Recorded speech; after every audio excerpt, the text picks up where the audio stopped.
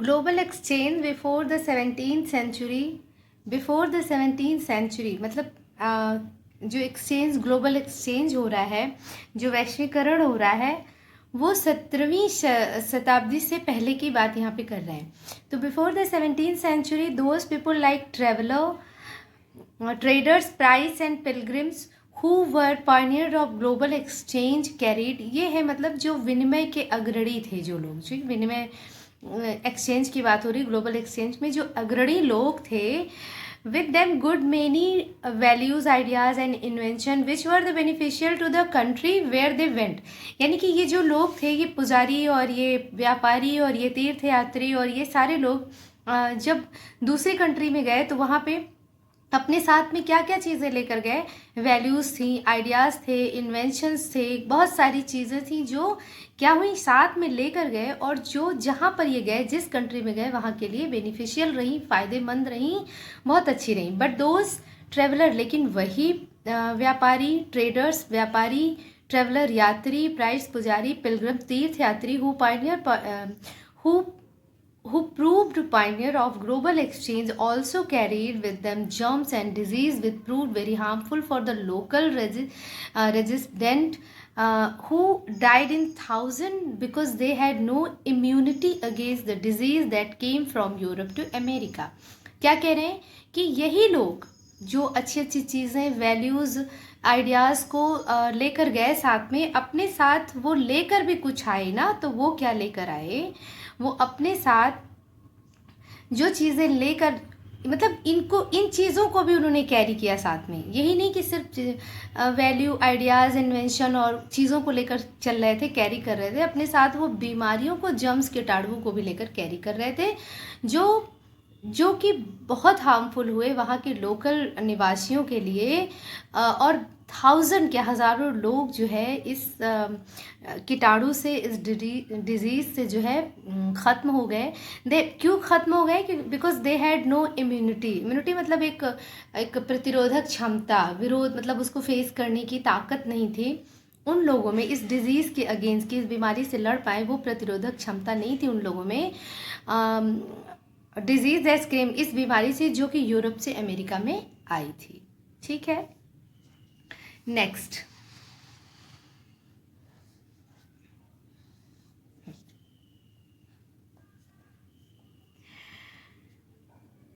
The Silk Route are good example of pre-modern trade and culture also linked between the distant part of world।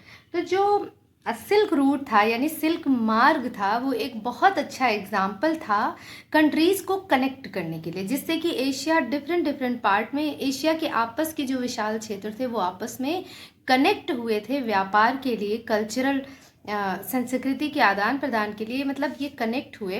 तो सिर्फ Asia ही नहीं, world के विभिन्न part में जो है ये कनेक्ट हुए। लिंकिंग एशिया विद, किसके थ्रू कनेक्ट हुए? ये सिल्क मार्ग जो था, ये समुद्री भी था और ये लैंड, ये ज़मीनी मार्ग भी था। ठीक है, तो linking Asia with Europe, Asia Europe से कनेक्ट हुआ, नॉर्थ अफ्रीका से कनेक्ट हुआ अलोंग द सिल्क रूट, और इसी के साथ साथ इसी मार्ग के साथ the silk cargoes from China, Indian species and textile, gold and silver from Europe were carried to different parts of the world। तो इसी रूट से, इसी मार्ग से जो सिल्क आता था, मतलब वो चीनी पट्टियाँ कार्गोज फ्रॉम चाइना, तो चीनी पट्टियाँ जो है आती थी चाइना से, इंडिया से जो है क्या जाता था, देखिए क्या होता था, मतलब इंडिया से क्या चीज़ें बाहर भेजी जाती थी, वो मसाले थे, स्पेसिस, टेक्सटाइल थे, एंड गोल्ड एंड सिल्वर, और सोने चांदी जैसी बहुमूल्य वस्तुएं फिर उसके एवज में, बदले में कहाँ से आती थी? यूरोप से आती थी भारत में। ठीक है, मतलब विश्व के हर एक भाग में इंडिया से मसाले भेजे जाते थे, टेक्सटाइल, ठीक है, कपड़ों का जो है कपड़े और मसाले भेजे जाते थे, मलमल, बहुमूल्य चीज़ें बहुमूल्य क्लॉथ होते थे, उनको भेजा जाता था, और उनके बदले में सोने चांदी जैसी बहुमूल्य चीज़ें यूरोप से रिटर्न में वापस आती थी। Food traveller new crops introduce, trader and traveller introduce new crop to the land, they visited food like potatoes, soya, groundnut मूंगफली होता है, मेज़, मक्का होता है, tomato and chillies, sweet potato शकरकंद होती है। Word introduce in Europe and Asia after America was discovered by Christopher Columbus. तो देखिए क्या कह रहे हैं कि ये जो यात्री और ये जो ट्रेवलर्स थे, जब ये कहीं नई जगह पे जाते थे किसी भी कंट्री पे, तो ये क्या करते थे, वहाँ बीज डाल आते थे, बहुत सारे बीज जैसे फेंक देते थे, थ्रो कर देते थे। तो जिससे क्या है, बहुत सारी वो खाद्य पदार्थ जो है अच्छे अच्छे, ये जो देखे ये जिनका जिक्र किया है इन्होंने, वो क्या हुआ, उनसे वहाँ पर क्या होता था, उनका प्रोडक्शन हो जाता था, वो होता नहीं, ग्रो कर जाते हैं। तो कहने का मतलब जहाँ भी वे गए, तो देखिए ये जो जिन फूड्स की बात ये कर रहे हैं इस चैप्टर में, जो भी इन्हें बता दिया, इतनी सारी चीज़ें जो फेमिलियर है हम लोग, अब तो बहुत कॉमन है हम लोग के लिए, लेकिन ये उस वक्त में एशिया और कहाँ की बात कर रहे हैं, यूरोप और एशिया में, यूरोप और एशिया के लोग इसके बारे में नहीं जानते थे। कब जान पाए, जब क्रिस्टोफर कोलंबस ने अमेरिका की खोज की थी उसके बाद। तो कैसे करी होगी, वो गए, जब वो ऐसे ही किसी सर्च में खोजते खोजते जब वो सब कॉन्टिनेंट पहुंच गए, तो वहाँ पर इन चीज़ों को उन्होंने फाइंड आउट किया था, तब जा करके फिर ये यूरोप और एशिया वालों को पता चला इसके बारे में। ठीक है। Noodles travel west from China. तो जो नूडल्स आप खाते हैं वो कहाँ से आए, चाइना से पश्चिम को आए। एंड बिकेम स्पैगेटी, और किस चीज़ का रूप ले लिया, स्पैगेटी का रूप ले लिया। Europe's poor begin to eat better and live longer after the introduction of potatoes. Around 1 million people died during Great Irish Potato Famine 1845 to 1849। तो क्या हुआ, देखिए यूरोप के गरीब लोग, मतलब यूरोप के जो गरीब लोग थे वो इनसे जब उनका इंट्रोडक्शन हुआ पोटैटोज से, तो ऐसा लगा कि उनको जीवन मिल गया, उनका एक लंबा जीवन अब चलेगा। क्यों, क्योंकि वो वहाँ पर बहुत भूखमरी थी, बहुत गरीबी थी, उनके पास कुछ खाने को नहीं था। तो पोटैटो मतलब potato was a that time, मतलब उनकी लाइफ थी, वो उनकी लाइफ थी, वो लाइफ मिल गई। देखिए कैसे लाइफ है वो भी बता रहे हैं कि लाइफ कैसे प्रूफ कर रहे हैं हम। Around 1 million people died during great Irish potato famine 1845 to 1849। 1845 से 1849 में पोटैटो की जो खेती थी वो ख़राब हो गई, कुछ ऐसी बीमारी हो गई, कुछ ऐसी बीमारी की वजह से वो जो क्रॉप थी वो बिल्कुल ख़राब हो गई, जिससे 1 लाख लोग लैक ऑफ पोटैटो की कमी की वजह से वो मर गए थे, क्योंकि उन्हें नहीं मिला कुछ खाने को। ठीक है, तो ये इंपॉर्टेंस थी मतलब पोटैटो की। Conquest, disease and trade. The pre modern world shrank after European sailor found a sea route to Asia and America in the 16th century. तो 16वीं शताब्दी में जो पूर्व विश्व था वो बिल्कुल छोटा दिखाई देने लगा। क्यों, क्योंकि जो यूरोपियन जहाजी थे, जहाजियों ने क्या किया था, रूट खोज लिया, समुद्र का रास्ता खोज लिया एशिया तक जाने का, समुद्री रास्ता खोज लिया उन्होंने एशिया तक का, और वो अमेरिका पहुंच गए। The Indian subcontinent was the central to the trade. अब इंडियन जो सब कॉन्टिनेंट यानी उपमहाद्वीप था वो ट्रेड का एक मध्य, मतलब एक मुख्य केंद्र था। ठीक है, but the entry of Europeans help to expand, मतलब होता है बढ़ाना, दिस ट्रेड टुवर्ड यूरोप। लेकिन जब यूरोपियंस ने एंट्री करी तो उनके दाखिले ने जो ये आवाजाही थी और ये जो आवागमन और ये जो व्यापार का हो रहा था, इसमें और बढ़ोतरी हुई और यूरोप की तरफ भी ये चीज़ें जाने लगी, यूरोप की तरफ भी ये मतलब बढ़ गया व्यापार। The Spanish and Portuguese were the first European to conquest America in mid 16th century. 16वीं शताब्दी में स्पेनिश और पुर्तगालियों ने, जो पहले मतलब यूरोपियन थे जिन्होंने अमेरिका पर जीत हासिल करी।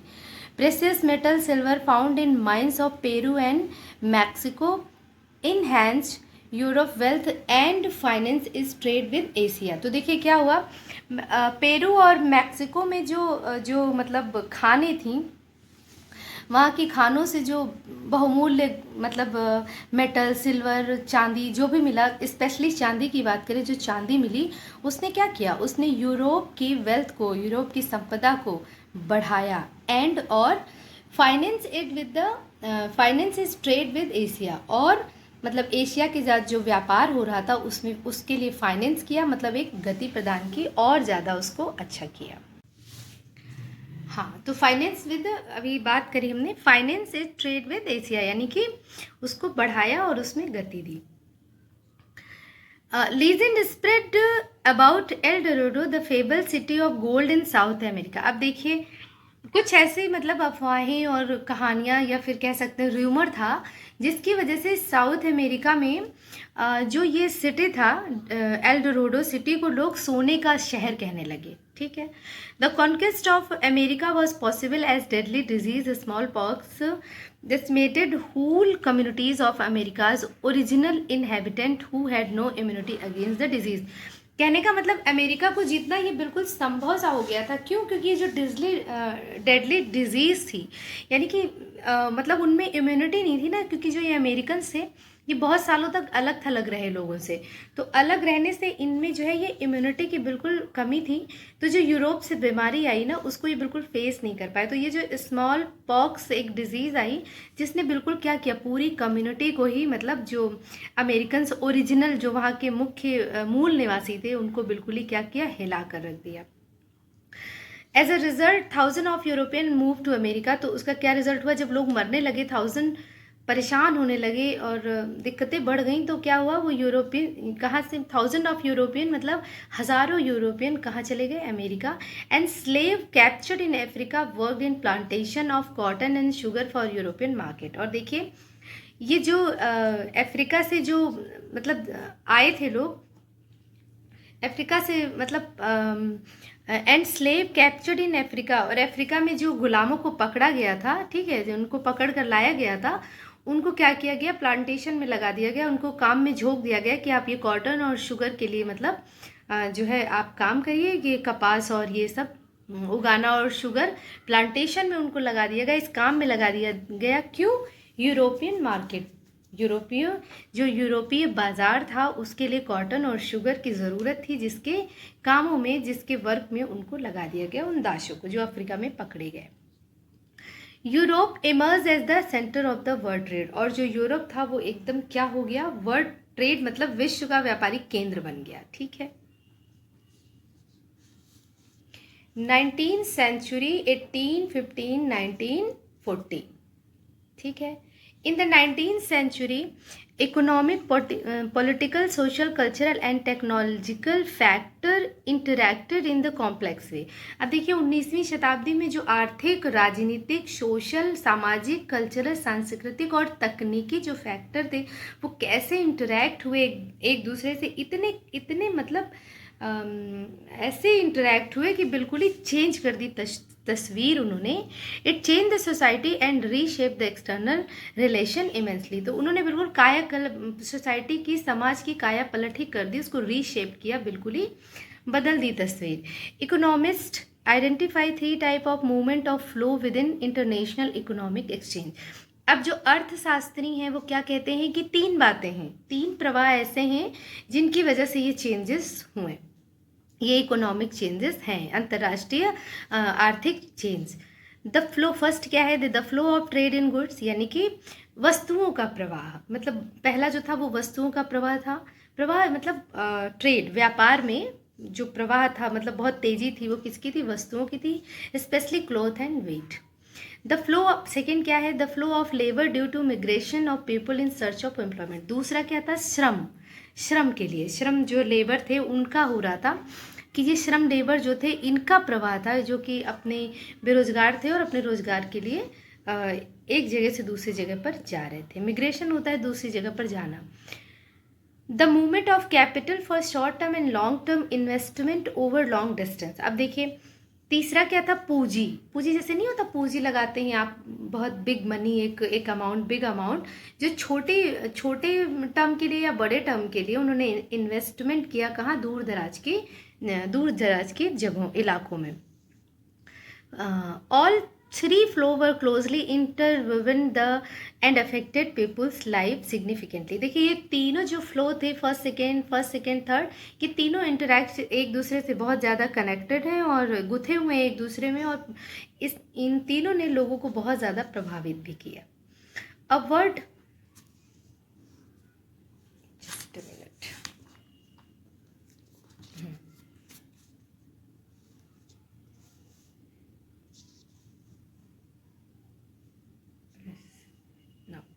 अ वर्ड इकोनॉमी टेक शेप। देखिए कैसे जो है विश्व की अर्थव्यवस्था ने कैसे टेक शेप, क्या चेंजेस था उसको देखिए आप। Industrialisation and population growth had increase the demand for food grain. अब जाहिर सी बात है, औद्योगिकरण बढ़ा, पॉपुलेशन बढ़ी, तो उससे जो है फूड की जो डिमांड है, खाद्य पदार्थों की डिमांड बढ़ गई। ठीक है, ब्रिटेन में 18वीं सेंचुरी, 18वीं शताब्दी के आखिर में। ठीक है, the situation raised up the food grain prices. तो जाहिर सी बात है, जब फूड ग्रेन की डिमांड बढ़ जाएगी तो उसकी कीमत भी बढ़ जाएगी। जब चीज़ें ज़्यादा की डिमांड में आ जाती हैं तो उसकी चीज़ें बढ़ जाती हैं, उसकी कीमत बढ़ जाती है। Sorry. Corn law and it effect. Due to pressure from the land owner, the government restricted the import of corn. अब देखिए, अब क्या हुआ कि जब ये कीमतें बढ़ने लगी, इस तरीके से डिमांड आने लगी, तो जो लैंड ओनर थे यानी कि जो पूंजीपति थे, उन्होंने क्या किया, उन्होंने गवर्नमेंट से रिक्वेस्ट किया कि आप जो कॉर्न का इंपोर्ट है वो रोक दीजिए, आप उस पर रिस्ट्रिक्शन लगा दीजिए। तो these law were commonly known as corn law. Corn मक्का होता है ना, मक्के के इंपोर्ट पे जो है आप रिस्ट्रिक्शन लगा दीजिए, तो इसी को कॉर्न लॉ बोला गया। After the introduction of corn law, food prices become exorbitant, यानी कि बहुत ज़्यादा जो कीमतें हैं ना वो आसमान छूने लग गई। Industrialist and people living in town were unhappy with high good prices. अब जाहिर सी बात है, जो पूंजीपति थे और जो लोग रह रहे थे वहाँ पर, उद्योगपति थे, सॉरी, जो ये उद्योगपति थे और जो लोग रह रहे थे टाउन में, वो बिल्कुल भी खुश नहीं थे इस बढ़ती हुई कीमत से। They forced the British government to abolish the corn law. उन्होंने फोर्स किया ब्रिटिश गवर्नमेंट को कि प्लीज़ इसको ख़त्म करें। एबॉलिश मतलब हटा दें इस कॉर्न लॉ को, इसको बिल्कुल ख़त्म किया जाए। After the abolition of the corn law, food could be imported into Britain at much cheaper rate than before. तो जब इस कॉर्न लॉ को ख़त्म किया, बहुत फोर्स करने के बाद इसको ख़त्म करा गया, तो उसके बाद ब्रिटेन में जो है जो खाद्य पदार्थ इम्पोर्ट हो रहा था वो पहले से भी कम कीमतों पर जाने लगा। British agriculture was unable to compete with imports. अब जो ब्रिटिशर किसान थे, जो ब्रिटिश के किसान थे, वो बिल्कुल भी जो चीज़ें आयात हो रही थी, मतलब आयात हो रही थी बाहर, उनसे कॉम्पिटिट नहीं कर सकते थे, क्योंकि ये लोग बहुत ज़्यादा उनके सामने टिक नहीं सकते थे। तो vast areas of land were uncultivated and thousand of people lost their livelihood. तो जब ये कॉम्पिटिट नहीं कर पाए, तो जाहिर सी बात है, बहुत बड़ा एक विशाल क्षेत्र जो है अनकल्टिवेटेड, बिना ही खेती के रह गया, उस पर कुछ भी नहीं उगाया गया, और 1000 पीपल जो है क्या हुआ, उन्होंने अपनी जीविका खो दी, मतलब उनके पास कोई काम धाम नहीं था। They came to the cities in search of work और मिग्रेटेड ओवरसीज। तो फिर क्या होगा, जाहिर सी बात है कि वो शहरों में काम की तलाश के लिए इधर उधर गए। The effect of abolition of corn law क्या है, देखिए, देखते हैं इसको। एज फूड प्राइसेस फेल, जाहिर सी बात है फूड की प्राइसेस गिर गई, और जो कंज्यूमशन इन ब्रिटेन इंक्रीज, और जो उपभोग था वो बढ़ गया। From the mid 19th century, faster industrial growth in Britain led higher income and more demand for food. तो सब चीज़ें तेज़ी से होने लगी 19वीं शताब्दी में, मतलब जब ये चीज़ें फूड प्राइसेस कम हुई तो क्या हुआ, इंडस्ट्रियल ग्रोथ, उसमें गति, उद्योग में गति आई, बढ़ोतरी हुई, और जो इनकम है उनमें भी बढ़ोतरी हुई, और फूड की डिमांड बढ़ी।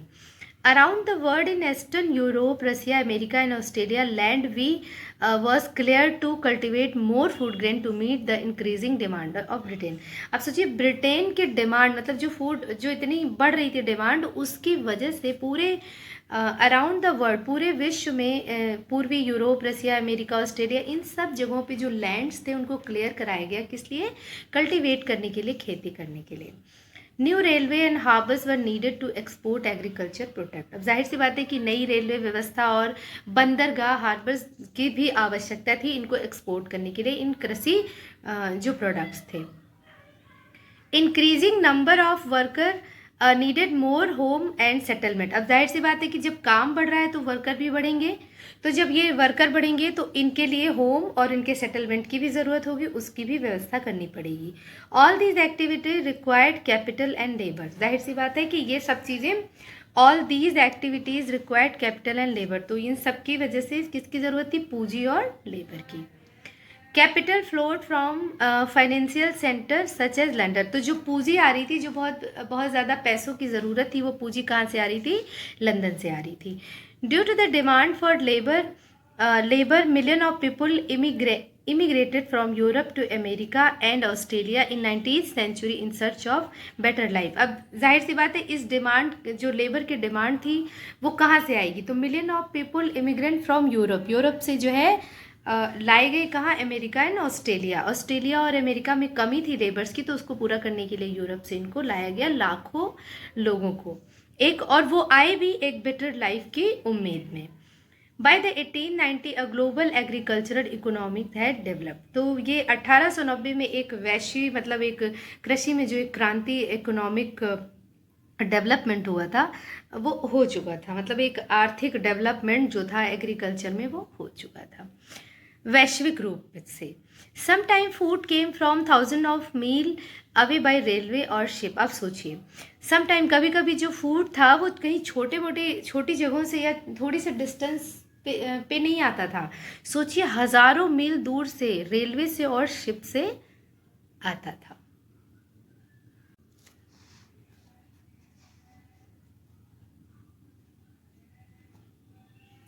Some of this dramatic change do on smaller scale occurred in West Punjab in India। तो इस तरीके का एक ये छोटे पैमाने पे जो ड्रामेटिक नाटकीय चेंज है वो हम अपने भारत में, पंजाब में, मतलब पंजाब में, हम अपने भी देश में देख सकते हैं, पंजाब में, पश्चिम पंजाब में।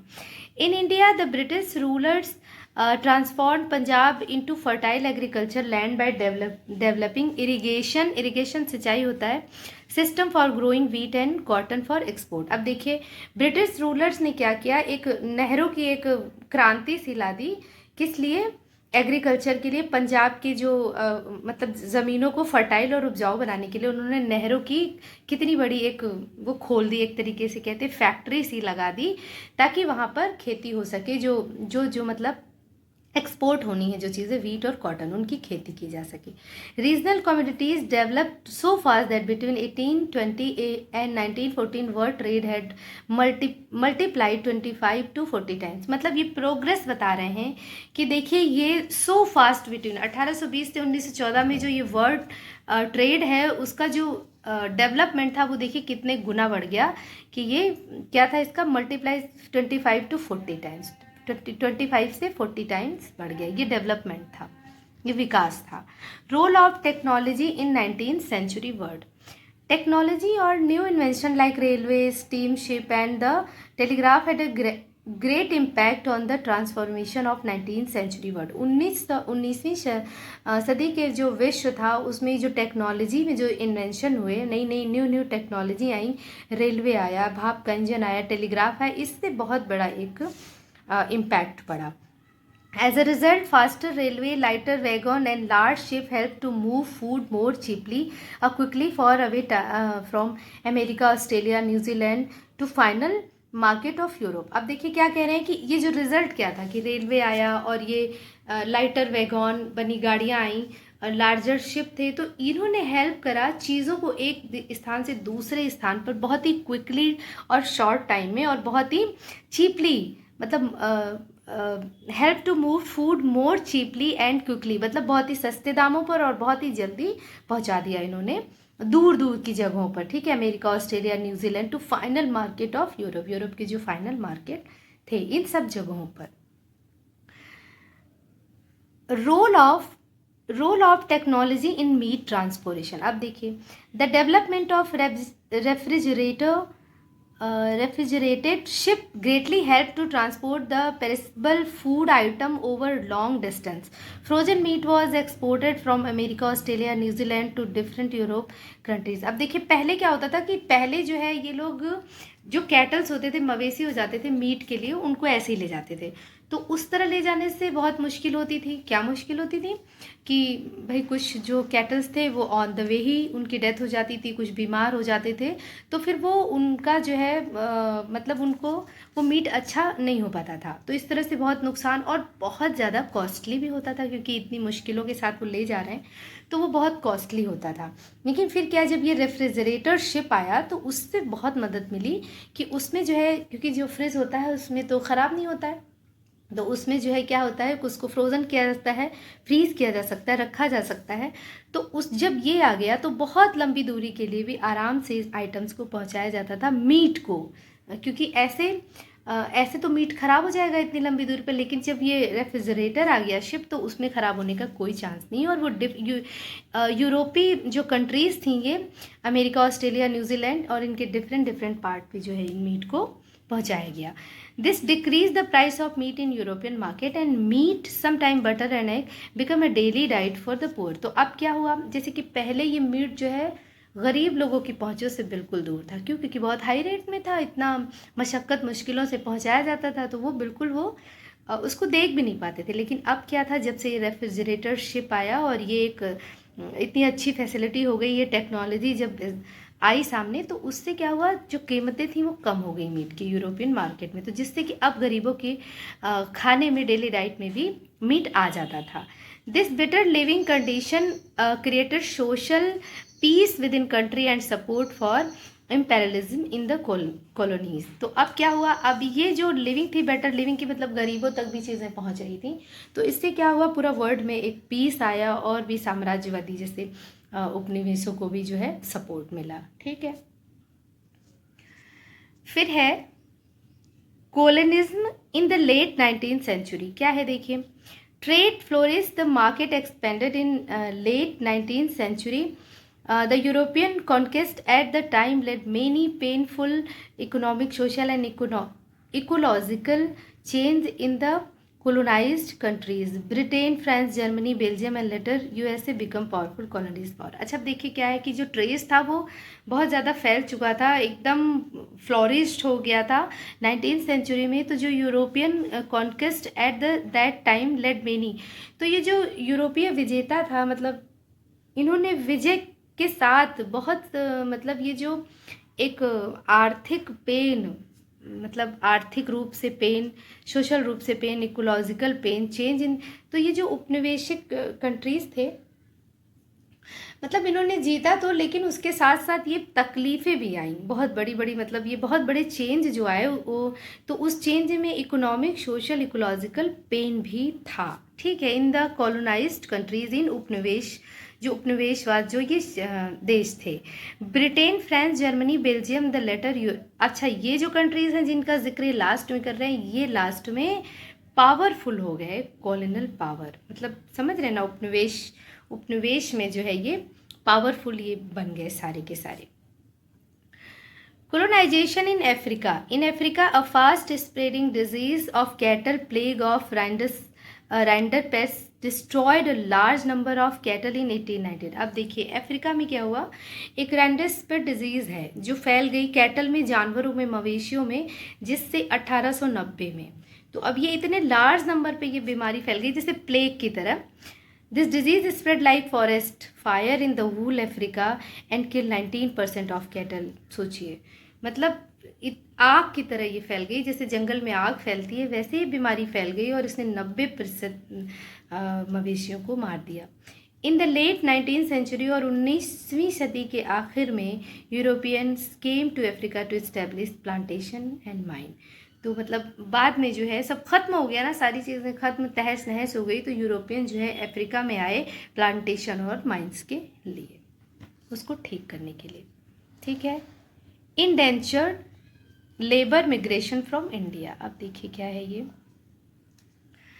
इंडेंचर्ड, देखिए अनुबंधित होते हैं जो मतलब शर्तों पे काम करें। तो इंडेंचर्ड लेबर मीन्स बॉन्डेड, देखिए bonded labour under contract to work for an employer for a specific amount of time and pay of his passage a new country और होम। मतलब एक शर्त के साथ वो आते हैं कि एक टाइम तक, चाहे 5 ईयर, 10 ईयर, 2 ईयर, आप इतना काम करेंगे अपना पेमेंट लेके और फिर अपने कंट्री और होम वापस चले जाएंगे। ठीक है, लेकिन उस वक्त में आप कहीं और काम नहीं कर सकते, आप किसी और पे फोकस नहीं कर सकते। In the 19th century, lakh of Indian and Chinese labor went to work on plantation in mines and different construction project and around the world। तो 19वीं शताब्दी में लाखों भारतीय और चाइनीज़ लेबर जो है वो गए प्लांटेशन के लिए, वर्क के लिए, किसी प्रोजेक्ट के लिए, कोयले में काम, माइंस कोयले की खान में काम करने के लिए, कंस्ट्रक्शन किसी प्रोजेक्ट के लिए, डिफरेंट पार्ट में गए, विश्व के डिफरेंट पार्ट में गए।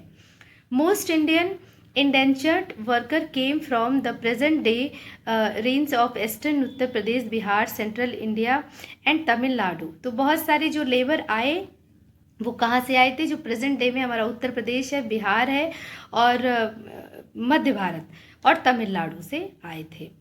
In mid-19th century, these reign of India experienced many social change like cottage industries decline।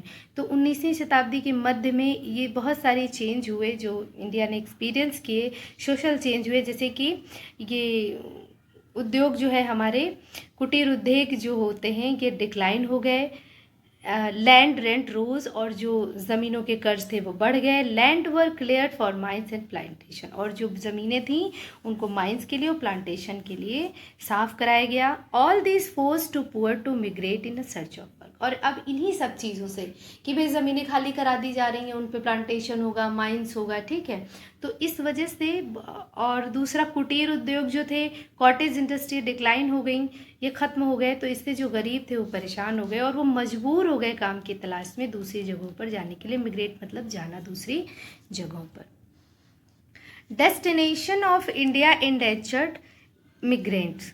The main destination of India indentured migrants were the Caribbean island, mainly Trinidad, Guyana, Suriname, Mauritius and Fiji, beside other places near home.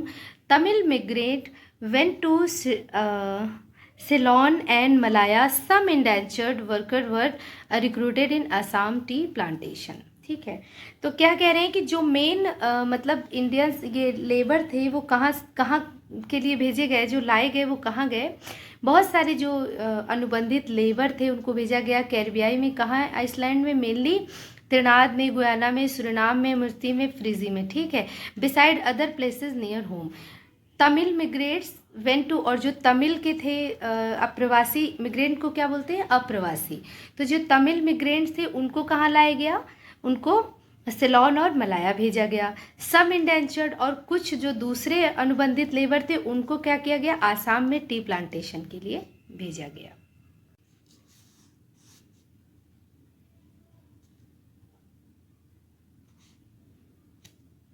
The condition of indentured labour. देखिए क्या condition थी indentured labour की, यानी वही अनुबंधित मजदूर। Recruitment of these labour were done agent engage by employer and paid a small commission. Agent recruited इन, मतलब इनका जो मतलब सिलेक्शन होता था वो एम्प्लॉयर के एजेंट्स होते थे, वो लोग करते थे और उसके लिए उनको एक कमीशन मिलता था। Agent recruited indentured labor by promising them better living condition, more money and other benefits। तो जो ये एजेंट होते थे वो उनको बहुत बहलाते फुसलाते थे कि आपको बहुत अच्छा खाना मिलेगा, रहन सहन, लाइफ स्टाइल सब अच्छा हम देंगे, पैसे वैसे सब अच्छा देंगे। However, when they arrived at the plantation, labor found condition different from what they had मतलब imagine। लेकिन जब वो लेबर उस जगह पे जाते थे, एक्चुअल प्लेस पे पहुंचते थे जहाँ पे उनको वर्क करना होता था, प्लांटेशन करना होता था, वहाँ पर उनको पता चलता था कि इन्होंने जो भी कुछ कहा था उससे जो तस्वीर है वो बिल्कुल भी अलग है। Change in cultural scene in 19th century। 19th century indentures has been describe as a new system of slavery. अब देखिए 19वीं शताब्दी में एक नई व्याख्या आई, एक दास के रूप में इनको। Although living and working condition were harsh, उनका जो रहन था और काम करने का जो कंडीशन थी वो बहुत ही मतलब तकलीफ दे थी। Worker discover their own way of survive, लेकिन फिर भी उन्होंने अपने सर्वाइव करने के तरीके को उन्होंने ढूंढ लिया क्योंकि वो वहाँ पे मजबूर थे, वहाँ कुछ नहीं कर सकते थे। They develop new form of festival and other forms of entertainment by blending their different culture form. अब देखिए उन्होंने क्या किया, उन्होंने पुराने जो फेस्टिवल थे और जो न्यू जो फॉर्म्स था, मतलब जो रूप था, डेवलप न्यू फॉर्म यानी नए फेस्टिवल्स और जो एंटरटेनमेंट के दूसरे तरीके थे उनको क्या किया, मिक्स करके एक नया रूप लेकर के आए, उसमें वो मिक्स हो गए, मतलब उनको उन्होंने अडॉप्ट कर लिया या कह लिया कि उसमें अपनी आत्माभिव्यक्ति दे दी कि हाँ ठीक है, अब क्योंकि उन्हें उसको एक्सेप्ट करना था।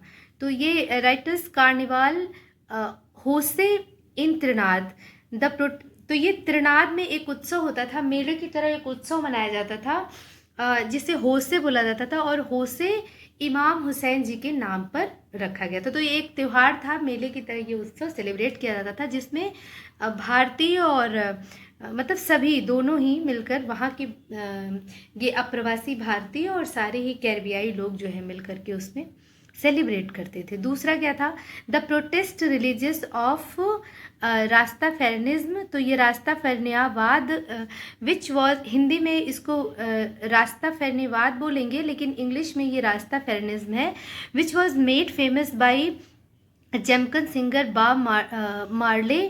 तो ये देखिए, ये एक विद्रोही मतलब धर्म का मतलब एक है, जिसको रास्ता फेरनीवाद, जो कि एक सिंगर थे बॉब मार्ले, जिनके द्वारा इसको बहुत ज़्यादा फेमस बनाया गया था। तो इसमें भी दोनों ने ही अपनी अभिव्यक्ति दी, क्योंकि देनी ही थी। उन्होंने ढूंढ लिया अपने आप को खुश करने का एक तरीका कि हम दूसरों के नए पुराने कल्चर को और उनको त्योहारों को एक में मिक्स करके जो नया रूप है उसको एक्सेप्ट किया। तो इसमें भी दोनों की अभिव्यक्ति दिखी। Chutney music of Trinidad and Guyana are all example of culture fusion. ठीक है, फ्यूज़न आप जानते हैं ना, मिक्सअप होना। तो जो ये त्रिनाद और गुयाना की चटनी म्यूजिक था, वो भी एक अच्छा उदाहरण था एक संस्कृति के मिक्सअप का।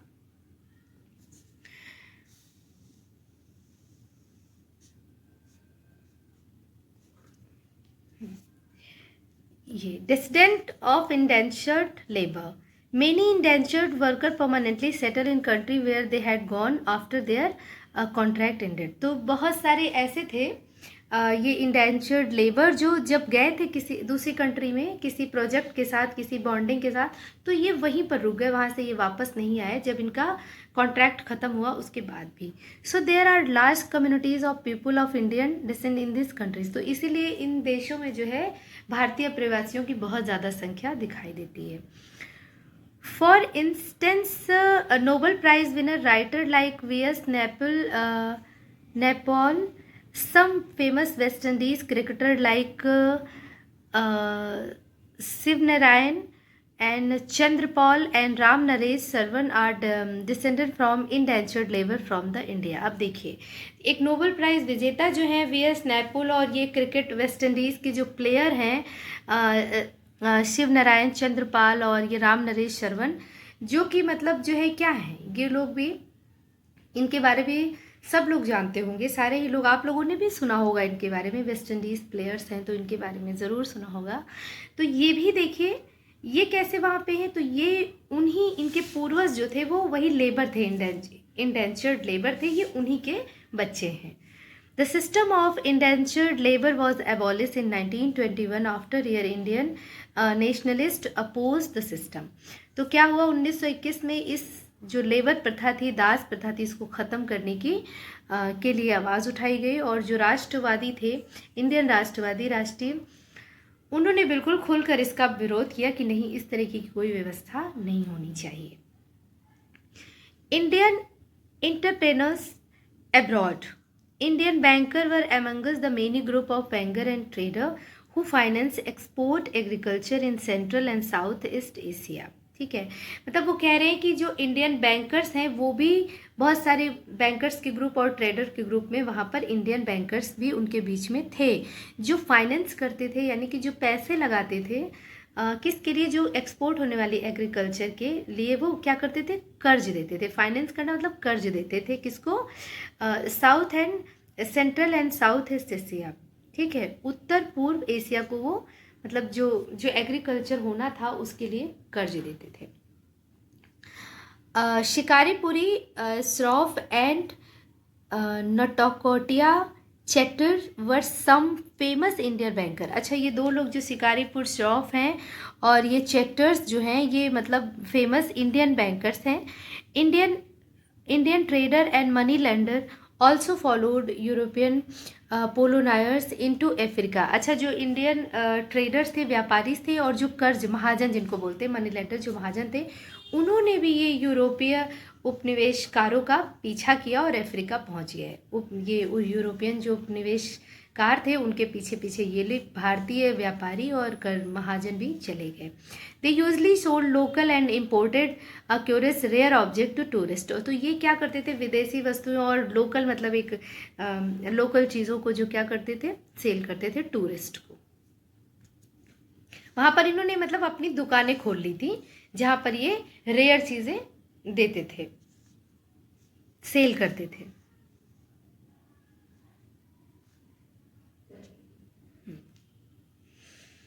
Indian trade, colonialism and the global system. Fine cotton from Indian were exported all over the Europe. तो जो ये फाइन बहुत महीन कॉटन होता था वो पूरे एक्सपोर्टेड ऑल ओवर यूरोप, पूरे यूरोप में जो है एक्सपोर्ट होता था। With industrialisation British cotton manufacture begin to expand. ठीक है, तो औद्योगिकरण के साथ जब औद्योगिकरण हुआ, मतलब औद्योगिकरण मतलब जब उससे बढ़ोतरी हुई, तो British cotton manufacturer begin to expand. तो जो ब्रिटिश में जो कॉटन बन रहा था वो जो मैन्युफैक्चरर थे उन्होंने उसको फैलाना शुरू किया, एक्सपेंड करना शुरू करा। The industrialist preside the government to restrict cotton import from India and protect local industries. तो देखिए जब वो बढ़ोतरी हो गई उनके मैन्युफैक्चरर में, उत्पादन में, तो उन्होंने क्या कहा, उन्होंने कहा कि नहीं नहीं आप अब वहाँ पर आप रिस्ट्रिक्शन लगा दीजिए कि कहीं भी इम्पोर्ट ना किया जाए, किसी भी जगह पे इम्पोर्ट ना किया जाए, और अपने जो है लोकल जो उद्योग हैं उनको जो है क्या है आप बचाएं, उनको सेव करें। Indian trade and colonialism. The British government introduce high tariff on import of cotton cloth. British ने बहुत बड़ा शुल्क लगाया कॉटन क्लोथ पर, ठीक है। From the early 19th century, British manufacturer also began to seek overseas market for their clothes। और 19वीं शताब्दी में उनको अपने ही क्लॉथ के लिए वो मार्केट की तलाश कर रहे थे, ठीक है, और भी मार्केट उनको चाहिए था क्योंकि मैन्युफैक्चरिंग उनकी बढ़ गई थी। क्योंकि मैन्युफैक्चरिंग मतलब हम कुछ बना रहे हैं तो हम उसको सेल भी तो करेंगे, तो उसके लिए हमें मार्केट चाहिए, तो वो सीख मतलब खोजना ढूंढ रहे थे। As a result the Indian textile industry was adversely affected. अब जाहिर सी बात है कि जो काम हम कर रहे हैं अगर वो हमसे बढ़कर कोई करने लगेगा तो हमारा काम क्या होगा उससे अफेक्टेड होगा। तो जो इंडियन टेक्सटाइल जो कपड़ा इंडस्ट्री थी, क्लॉथ टेक्सटाइल इंडस्ट्री थी, वो अफेक्टेड हुई। Indian textile face stiff competition in other international market. क्यों? क्योंकि जो ब्रिटेन है उन्होंने जो खुद ही बनाना शुरू कर दिया, तो जाहिर सी बात है वो इंडियन टेक्सटाइल जो क्लॉथ है उनको मना कर दिया उन्होंने, तो अब इंडियंस को दूसरा मार्केट चाहिए होगा, और ये एक बड़ा कंपटीशन था इंटरनेशनल मार्केट में जा करके compete करना। While export While exports of manufacturer declined rapidly, export of raw material increased equally fast। जबकि मतलब जो export of manufacturer decline rapidly, मतलब उन्होंने क्या किया, डिक्लाइन कर दिया ना उसको एक्सपोर्ट करना, जो मैन्युफैक्चरर थे।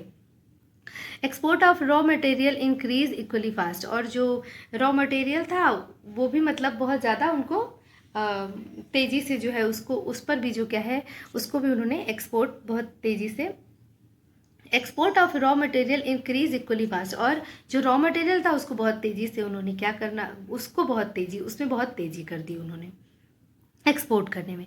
British force the farmer to India produce indigo and opium. अब देखिए जो ब्रिटिशर थे वो क्या कह रहे थे इंडियन फार्मर से कि आप जो है इंडिगो की मतलब इंडिगो प्रोड्यूस करिए और ओपियम, अफीम और नील, ठीक है। Indigo use for dyeing cloth was exported to Britain, और इंडिगो यूज होता था क्लोथ को डाई करने के लिए, जो कि कहाँ जाता था, Britain.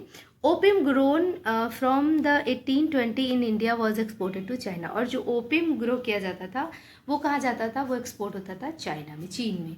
The money earn through opium sale was use by Britain to finance its tea and other import from China.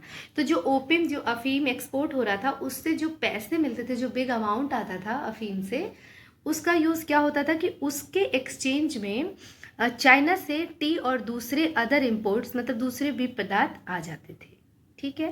मतलब जो अफीम जा रही है तो उससे फिर क्या होता था, उस जो बहुत बड़ा अमाउंट था उसके एवज में टी और दूसरे पदार्थ इंपोर्ट होते थे, कहाँ से, चाइना से, ठीक है। Trade relation between India and Britain. Over the 19th century, the British manufacturer flooded Indian market food grain and raw material which were exported from India to Britain increased. यानी कि 19वीं शताब्दी में जो ब्रिटिश औद्योगिक उत्पादन थे, उनकी जो क्या है उत्पाद थे, उनकी इंडियन मार्केट में बाढ़ सी आ गई। मतलब इतना ज़्यादा वो बनने लगा कि वहाँ पर बहुत ज़्यादा एक्सेस में वो चीज़ें हो गई। और जो food grain and raw material थे which were exported from India Britain increase, और जो कच्चे माल और ये जो अनाज था, खाद्यान्न पदार्थ, उन जो एक्सपोर्ट हो रहे थे उनकी भी काफ़ी बढ़त हुई। The value of British export to India was much higher than the value of British import from India. Thus, Britain had trade surplus with India and used this surplus to balance its trade deficit with other countries. देखिए, जो value यानी कि जो भारत से चीज़ें Britain भेजी जाती थी और ब्रिटेन से चीज़ें भारत भेजी जाती थी, तो जो ब्रिटिश से भारत भेजी जाती थी चीज़ें, उसकी कीमत जो भारत से ब्रिटेन भेजी जाती थी उससे कई गुना ज़्यादा थी उसकी कीमत। तो उससे क्या होता था कि ब्रिटेन को फ़ायदा होता था, जो अमाउंट जितने अमाउंट का उनको फ़ायदा होता था उनका यूज़ वो क्या करते थे, और जगहों पे जहाँ उनको मुनाफा कम होता था वहाँ पर वो इस अमाउंट को यूज़ कर लेते थे दूसरी कंट्रीज़ के साथ, इस अमाउंट को। This trade surplus of Britain help to home charges, private remittances of British official trader, interest payment of external डेप्ट और pension of British official in India. अब ये जो जो मतलब देखिए, ब्रिटेन हमेशा फ़ायदा लेता था, वो जो भी अधिशेष होता था उससे जो हेल्प होती थी वो किस चीज़ की हेल्प होती थी, जैसे होम चार्जेस थे, ठीक है, प्राइवेट रेमिटेंसेस थे ब्रिटिश ऑफिशियल के, और भी व्यापारियों के इंटरेस्ट, और मतलब जो कर्ज लिया गया उन इंटरेस्ट की बात अगर करें उसमें ये पैसे यूज़ होते थे। पेंशन देने में, जो ब्रिटिश ऑफिशियल इंडिया में थे उनकी पेंशन देने में, इस तरीके की, और कर्ज को ख़त्म करने में, बहुत सारी चीज़ों में इस अमाउंट का यूज़ वो लोग करते थे। ठीक है। The interwar economy. First World War 1914-18 was mainly fought in Europe, but it had impact on whole world. जो पहला विश्व युद्ध था 1914 से 18 तक ये लड़ा गया यूरोप में, बट इसका जो इम्पैक्ट यानी कि इसका जो प्रभाव पड़ा वो पूरे विश्व पे पड़ा। The first world war was fought between two power blocks. One sided were the allies Britain, France, Russia, later joined by US, and on the other opposite side were the central power Germany, Austria, Hungary and Ottoman Turkey. तो मतलब दो बड़ी शक्तियों के बीच में ये प्रथम विश्व युद्ध हुआ था। एक साइड पे जो एलाइज थे, मित्र राष्ट्र थे, ब्रिटेन, फ्रांस, रसिया, और बाद में जो है फिर यूएस ने भी ज्वाइन किया था, और दूसरी साइड जो अपोजिट साइड में एक केंद्रीय शक्ति थी, जर्मनी, ऑस्ट्रिया, हंगरी और ऑटोमन टर्की। तो world's leading industrial nation join the war, try to do greatest possible destruction on their enemy. The first world war was the first modern industrial war. तो जो दोनों ये आर्मीज थी, दोनों जो सेनाएं थी, वो एक दूसरे के शत्रुओं को बिल्कुल डिस्ट्रक्शन में, बिल्कुल जितना पॉसिबल हो सके उतना नुकसान पहुंचाना, उतनी तबाही में लगी हुई थी। जो पहला विश्व युद्ध था वो एक औद्योगिक इंडस्ट्रियल, मतलब पहला आधुनिक औद्योगिक वार था। For the first time modern weapon like machine gun, tank, aircraft, chemical weapons extra were used on a massive scale during the war. 9 million were dead and 20 million were injured. सोचिए कि मतलब ये जो मॉडर्न युद्ध हुआ था इसमें जो वेपन यूज़ किए गए वो भी मॉडर्न यूज़ किए गए, machine gun, tank, aircraft, chemical weapon सब यूज़ किए गए बहुत बड़े पैमाने पर, एक मासिव स्केल पर। और इस युद्ध के दौरान 9 लाख लोग मरे और 20 लाख लोग घायल हुए। Household incomes also decline due to their injury of earning members of family and women had to take the job. जाहिर सी बात है कि जब घर का खर्च चलाने वाले लोग इंजर्ड हैं और मर गए हैं बहुत सारे लोग, तो फैमिली की देख रेख के लिए क्या होगा, बहुत मुश्किल हो जाएगी, इनकम में इफेक्ट पड़ेगा, और औरतों को भी घर के बाहर काम के लिए जाना पड़ा। Britain borrowed large sum money of US bank as well as US public. This made the US as international creditor from an international debtor. तो ब्रिटेन ने इतना कर्ज लिया यूएस बैंक से और यूएस पब्लिक से भी कि वो एक कर्ज लेने वाले से बजाय कर्ज दाता हो गया। ठीक है। Britain faced an economic crisis and was burden with huge external डेप्ट। उसके ऊपर बहुत बड़ा डेप्ट कर्ज था, बहुत बड़ा बर्डन था, एक आर्थिक संकट था, इकोनॉमिक क्राइसिस, आर्थिक संकट आ गया था उसके ऊपर, बहुत फेस किया ब्रिटेन ने। This led one very few British worker being out of work in 1921। 1921 में बहुत सारे वर्कर्स को काम भी छोड़ना पड़ा। The wheat the wheat exports were Eastern Europe were disrupted during the war. As a result, wheat production in Canada, America, Australia expanded. तो क्या हुआ कि जो वीट का एक्सपोर्ट हो रहा था पूर्वी Europe, to wheat export from पूर्वी यूरोप से जो भी गेहूं का एक्सपोर्ट होता था, तो वो क्या हुआ ड्यूरिंग इस वॉर, वो सब डिस्टरप्ट हो गया, डिस्ट्रॉय हो गया, ख़राब हो गया। तो उसका रिजल्ट क्या हुआ कि अब वीट जहाँ पे एक्सपोर्ट हो रहा था, जिन जगहों पे जैसे कि अफ्रीका में, ऑस्ट्रेलिया में, अमेरिका में, तो जब वहाँ पे नहीं पहुँचेगा तो उन्होंने खुद से अपना जो है वीट प्रोडक्शन स्टार्ट कर दिया। तो production after the war, production in eastern Europe revived and created a glut in wheat output. अब जाहिर सी बात है, जब वॉर ख़त्म हुआ तो उसके बाद फिर से जो पूर्वी यूरोप है उसने कोशिश की कि हम फिर से एक्सपोर्ट करने लग जाएं और फिर से उतने ही बड़े पैमाने पर सब जगह पे एक्सपोर्ट कर पाएँ, और उसने कोशिश करी। Grain prices fail, rural income decline and farmers fail deeper into the डेब्ट।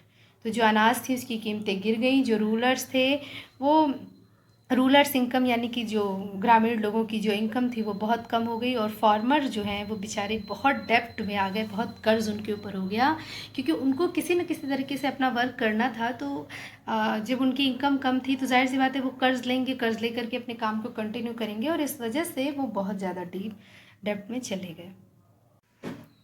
First mass production of car manufacturer Henry Ford adopted a assembly line to his new car plant in Detroit. जो Ford थे उन्होंने अपने car कारखाने के लिए, जो कि डिट्रॉयट में कार कारखाने के लिए उन्होंने क्या किया, एक असेंबल लाइन वाला फार्मूला ईजाद किया। क्यों? क्योंकि उन्होंने एक बूचड़खाने में देखा था कि उन्होंने बहुत अच्छे से असेंबल लाइन लगा करके और बहुत जल्दी जल्दी से कन्वेयर बेल्ट में मीट रख दे रहे थे, जिन्हें लेना होता था वो जल्दी जल्दी लेकर के जाते थे। तो इससे क्या होता था कि टाइम की बचत हो रही थी और कीमतों पे भी काफ़ी इफेक्ट था। तो उन्होंने सोचा हम अपने कारखाने में भी यही वाला फार्मूला, असेंबल लाइन वाला फार्मूला लगाते हैं। तो he realise that this method allow a faster and cheaper way of producing vehicle. तो ये जो फार्मूला है इससे जो है कीमतों में भी कमी आएगी, और दूसरा कि ये काम भी जो है तेज़ी से होगा। This assembly line forced the worker to repeat a single task mechanically and continuously, which is dictated by the conveyor belt. अब जो मज़दूर थे वो खड़े हो गए एक जगह पर, वो असेंबल लाइन लगा दी गई और उनको जो है एक मशीन की तरह वर्क करना है, कि मतलब कोई भी वर्क दे दिया गया, कोई पुर्जा लगाना है, कोई चीज़ फिक्स करनी है उसमें मैन्युफैक्चरिंग में, तो वो लगाते रहना है, जैसे मशीन करती रहती है फटाफट फ़ौरन, तो वैसे ही लगाते रहना और काम को कंटिन्यूसली करना, रुकना तो है ही नहीं अब। तो वो एक बहुत डिफ़िकल्टी भी थी, मुश्किल वाला काम था, लेकिन करना था क्योंकि ये ऐसे ही होता। As a result Henry Ford car comes off the assembly line at 3 minute interval. अब देखिए 3 मिनट में जो है कारें बन के आने लगी, इतनी तेज़ी से हो रहा था, क्योंकि उसमें रुकना तो है नहीं, गॉसिप भी नहीं करना है, आपको सिर्फ कॉन्सेंट्रेट करना है, लेफ्ट राइट भी नहीं मुड़ना है। The T model Ford was the world first mass produce car. तो ये जो टी मॉडल की कार बनी थी, ये पहली विश्व की वृहद जो है उत्पादक कार थी। Ford paid high wages to workers to monitor tasks but recovered this cost through faster production. Car production in the US rose from 2 million in 1919 to more than 5 million in 1929. बहुत मुश्किल और बहुत strictness की वजह से जो labour थे, मजदूर थे, वो जाने लगे छोड़ के काम। तो इन्होंने क्या किया, वेतन को जो है 5 गुना 4 गुना कर दिया, जिससे कि वो रुके, अपने वर्क को उन्होंने कंप्लीट किया। तो जब प्रोडक्शन, उन्होंने वेतन दुगना किया और कार प्रोडक्शन में जो असेंबल लाइन थी उसको भी बढ़ा दिया, तो उससे प्रोडक्शन में भी काफ़ी इंक्रीमेंट हुआ। तो जब इंक्रीमेंट हुआ तो उनका वो फ़ायदा, जो नुकसान उनका वेतन बढ़ाने पर हुआ था, वो इसमें कंप्लीट हो गया। जो कार प्रोडक्शन था वो यूएस में 1919 में 2 मिलियन था और वो 1929 में 5 मिलियन हो गया, मतलब प्रोडक्शन में इतना increment. Mass production lower cost is price of engineer good like refrigerator, washing machine, radios, gramophone player etcetera. इसके अलावा लोग जो है ये रेफ्रिजरेटर, प्लेयर और ये सारी भी चीज़, रेडियो, मशीन, ये सब चीज़ें भी खरीदने लगे। The housing and the consumer boom created scope of large number of employment and income in USA. As a result it become the largest oversea lender. अब घरों को बनाने की प्रक्रिया हुई, मकान लेने की प्रक्रिया हुई, इसके निर्माण प्रक्रिया से क्या हुआ कि जब लोग आएंगे और लोग बढ़ेंगे तो जाहिर सी बात है कि इन चीज़ों की भी बढ़त होगी ना। ये सारी चीज़ें, refrigerator, washing machine, radio, gramophone player, सारी चीज़ों की बढ़त होगी, इंक्रीमेंट होगा, और जिससे कि क्या होगा, मनी इनकम में भी फ़ायदा होगा। तो इससे क्या होगा, बढ़ोतरी होगी और फ़ायदा होगा। द ग्रेट डिप्रेशन क्या है, मंदी देखिए, डिप्रेशन कैसे। The Great Depression began around 1929 and lasted till the mid 1930s. During this period, most of countries of the world experienced catastrophic decline in production, employment, income and trade. क्या है, देखिए 1930 का जो टाइम चल रहा था, यानी कि लास्ट टाइम जो चल रहा था, दशक वो लास्ट था, लास्टेड टिल मिड, यानी कि 1930 के लास्ट का जो बीच का, और 1930 ख़त्म हो रहा था और 1930 के बीच का जो वक्त था, ड्यूरिंग दिस पीरियड, इस पीरियड के दौरान बहुत सारी जो कंट्रीज़ थी उनमें जो है प्रोडक्शन में कमी आई, एम्प्लॉयमेंट में कमी आई, इनकम, ट्रेड, व्यापार, हर चीज़ में कमी आई। एक तरह से महामंदी जो है वो छा गई। तो फैक्टर्स रिस्पॉन्सिबल फॉर डिप्रेशन, इसके लिए क्या फैक्टर्स रिस्पॉन्सिबल थे, क्या मतलब किसकी जिम्मेदारी थी, कौन जिम्मेदार था इसके लिए, इस महामंदी के लिए। तो अ combination of several factor were responsible for the depression. क्या थे, first, agriculture overproduction remained a problem. This decreased the prices of agriculture products. Farmer tried to expand production to maintain their overall income.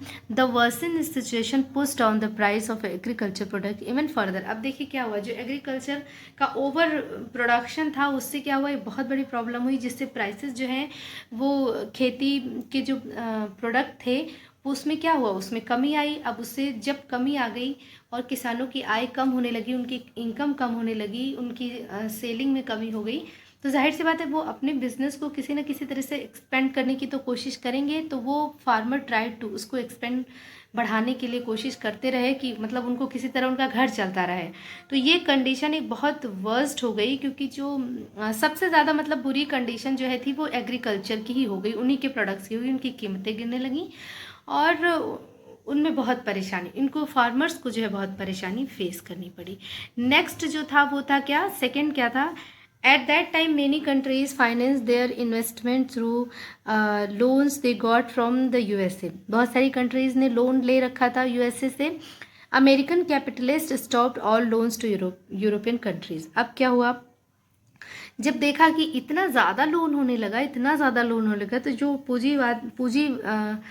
पूंजीवाद लोग थे, जिनकी पूंजियाँ थी, उन्होंने क्या किया, बंद कर दिया, स्टॉप कर दिया लोन्स को देना। In Europe it led to failure of some major banks and collapse of currency like sterling. अब क्या हुआ देखिए, मतलब इतना ज़्यादा कर्ज, इतना ज़्यादा बर्डन हो गया कि जो बैंक्स थे वो धराशायी हो गए, सोचिए, और जो मुद्राएं थीं, करेंसीज थीं, उनकी कीमतें एकदम कम हो गई। The US was severely affected by depression, और जो यूएस था वो तो बिल्कुल ही बुरी तरह से इफेक्टेड था इस महामंदी से। The bank had cut domestic lending and call back to loan. तो उसने क्या किया, अब कर्ज लेने बंद कर दिए। जब देखा कि लोन इतना ज़्यादा मुश्किल है और जो लोन दे रखा है वापस नहीं मिला, तो उन्होंने कर्ज लेना बंद कर दिया। From could not sell their harvested, जो है फसलें वो बिक नहीं पा रही थी। हाउस होल्ड वर रूइंड, जो कारोबार थे, लोगों के व्यापार थे, घरों में परेशानियां आ गई। बिजनेस कोलैप्स, बिजनेस सब ठप हो गए। Ultimately the US banking system collapse, और जो बैंकिंग सिस्टम था वो भी धराशायी हो गया। Because the bank were unable to recover investment, क्योंकि जो उन्होंने कर्ज दे रखे थे उनको वो वापस नहीं ले पा रहे थे, उनको कलेक्ट नहीं कर पा रहे थे, कि मतलब अगर वो लोन वापस मिल जाता जो उन्होंने दे रखा था कर्ज, तो उससे ही उनको कुछ अपना वो कर सकते थे, ठीक, लेकिन वो भी चीज़ें नहीं हो पा रही थी। The US attempt to protect this economy in the depression by doubling the import duties. तो अब क्या किया उन्होंने, जो सीमा शुल्क है, जो चीज़ें आयात हो रही हैं उस पर उन्होंने क्या कर दिया, कर बढ़ा दिया, कर लगा दिया। तो जाहिर सी बात है अब डबल कर लगेगा तो क्या होगा, उनको बाकी लोगों को परेशानी होने लगेगी, उनको अपना फ़ायदा, क्योंकि वो भी महामंदी से गुजर रहे हैं, तो वो अपने आप को बचाने के लिए करों को बढ़ा रहे हैं, डबल कर रहे हैं, ट्रिपल कर रहे हैं। Which hit the world trade badly, और जिसने क्या किया, जो विश्व व्यापार की कमर को तोड़कर रख दिया, ठीक है। India and the great depression. Due to the great depression, India export and import decline to half and prices primary product like wheat and jute fell sharply between 1928 and 1934।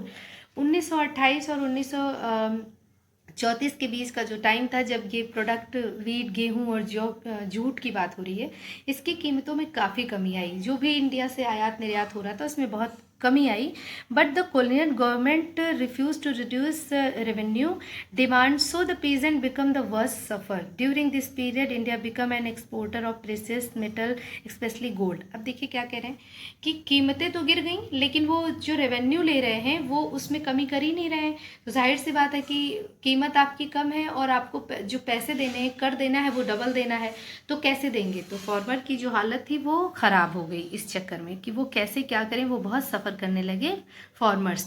हालांकि इस पीरियड में इंडियन बिकम एन एक्सपोर्टर, बहुत बड़ी कीमतों पर जो है कि मेटल और चांदी, सोने की जो है क्या होने लगी, इसका एक्सपोर्ट होने लगा। तो it prompted global economic recovery, इसने रिकवरी ज़रूर करी आर्थिक व्यवस्था में, जो मंदी चल रही थी उसमें काफ़ी अच्छा हुआ, लेकिन but did little for Indian peasant. लेकिन किसानों की जो दशा थी वो तो यूं ही थी, उसमें बहुत ज़्यादा इफेक्ट नहीं आया, वो वैसे ही बनी रही। Across Indian peasant condition become verse, पूरे भारत में जो भारतीय किसान थे उनकी जो कंडीशन थी वो वैसी बनी रही, ख़राब बनी रही। People having fixed income face less problem due to price fall. अब उनकी क्या है, उनका एक फिक्स्ड इनकम है और वो जो कीमतें गिरती जा रही हैं उससे जो उनका प्रॉब्लम है वो बढ़ता ही चला गया, बढ़ा ही रहा, मतलब कम नहीं हुआ। In 1931 Mahatma Gandhi launch the civil disobedience movement. फिर 1931 में महात्मा गांधी ने सविनय अवज्ञा आंदोलन शुरू किया। Rebuilding a world economic the post war era, यानी कि दोबारा से एक जो आर्थिक व्यवस्था थी उसका पुनर्निर्माण। The second world war resulted immense devastation in human economic terms. It broke out after 2 decades of the First World War, 1939-45. It fought between the Axis power, Nazi Germany, Japan and Italy, and the allies होता है मित्र राष्ट्र, Britain, France, Soviet Union and USA. At least 60 million, about 3% of the world 1939 population, people were killed and millions were injured. बहुत क्या बता रहे हैं इसमें, देखिए इस पैसेज में वो कह रहे हैं कि जो पहला विश्व युद्ध था उसके ख़त्म होने के 2 दशक बाद ही सेकेंड वर्ल्ड वॉर स्टार्ट हुआ, और ये वाला जो युद्ध हुआ सेकेंड वर्ल्ड वॉर, ये भी लड़ा गया 2 पावरफुल शक्तियों से लड़ा गया।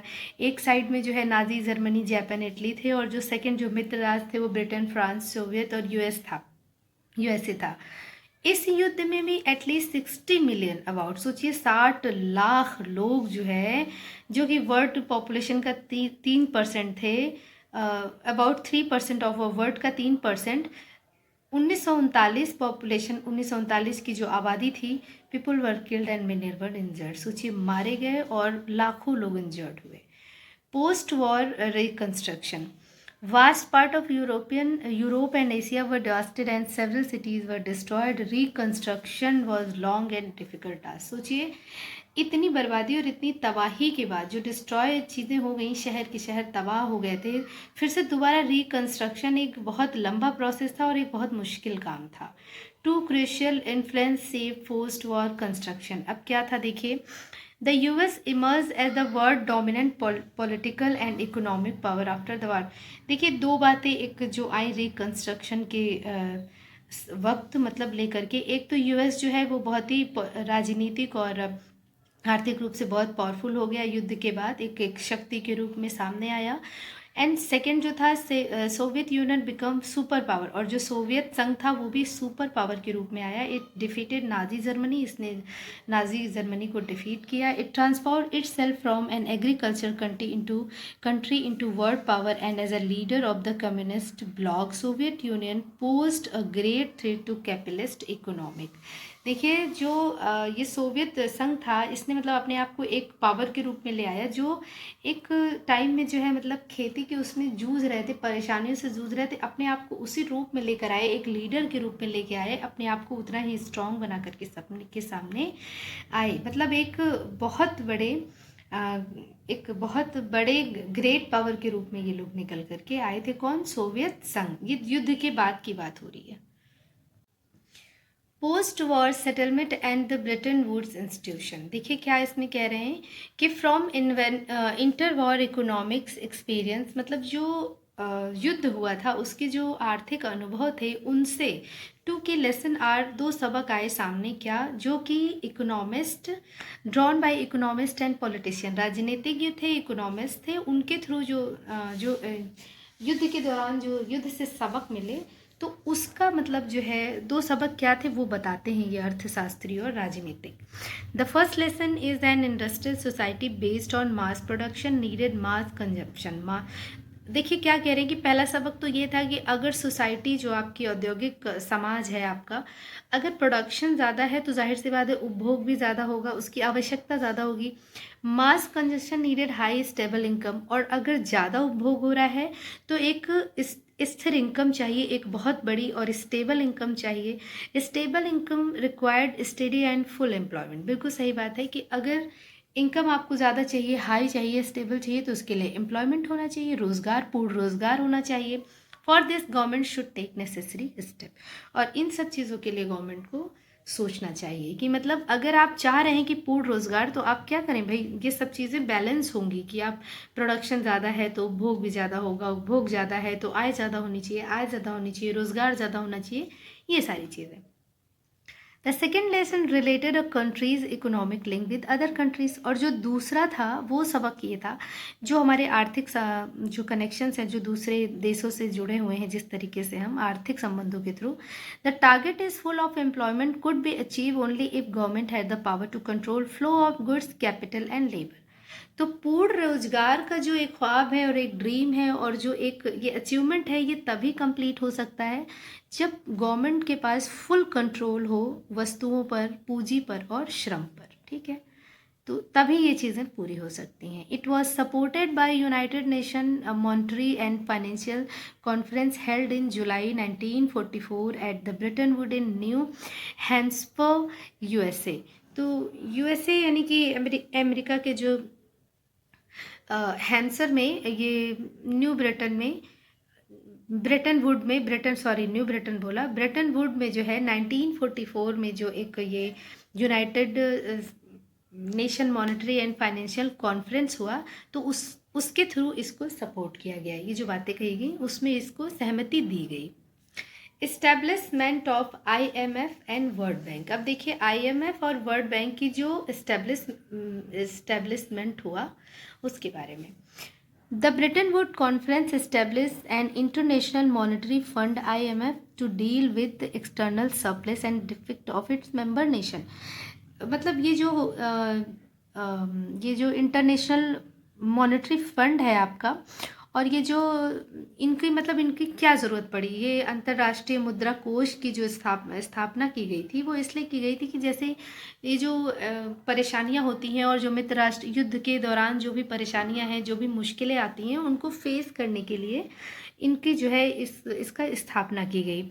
The international bank for reconstruction and development, popularly know as world bank, was set up to finance post war reconstruction. समझ रहे हैं, पोस्ट वॉर जैसे पोस्ट कोविड के इफेक्ट होते हैं, जैसे कोविड है आपका, उसी तरीके से युद्ध हुआ, उसके बाद पोस्ट वॉर, तो उसके बाद जो युद्ध हुआ उसके बाद जो रिकंस्ट्रक्शन करना है, पुनर्निर्माण करना है, जिन परेशानियों को ख़त्म करना है, तो उसके बाद जो है उसके मतलब उन्हीं परेशानियों का हल निकालने के लिए इसकी जो है अंतर्राष्ट्रीय मुद्रा कोष की जो है स्थापना होती है, तो जिससे कि जो है फिर से रिकंस्ट्रक्ट की जा सकें जो फाइनेंशियल प्रॉब्लम है, जो भी मुश्किलें हैं, और इसको वर्ल्ड बैंक, विश्व बैंक के नाम से भी जाना जाता है। The IMF and World Bank are referred as the Bretton Woods Institution or the twin of the Bretton Woods। अच्छा, ये जो IMF है और जो विश्व बैंक है, वर्ल्ड बैंक है, इसको ब्रिटेन वुड संस्थान के नाम से भी जानते हैं और ब्रिटेन वुड ट्विन के नाम से भी जानते हैं। The international monetary system is the system linking nation currency and monetary system. अब ये मुद्रा कोष, जो ये मुद्रा की व्यवस्था है, अंतर्राष्ट्रीय मुद्रा कोष की व्यवस्था है, इसका काम क्या है, राष्ट्रीय मुद्राओं का और से लिंक कराना है, किससे, मॉनेटरी सिस्टम से।